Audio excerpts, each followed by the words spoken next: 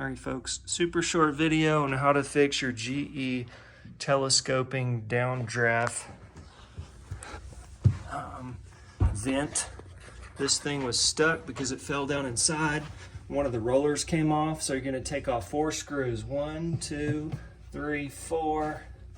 You'll be able to lower over to the side and get access to this area. I've got a light in there so I can show you. Once you're inside here, this little roller will jump on top of this rail.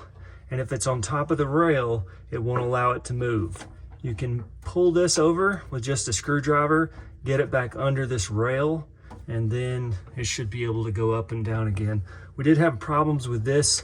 It went halfway up and this got hung on something else just because it was bent a little, but just a little bit of wiggling in it. It got back into position, and now she's working like a champ all over again.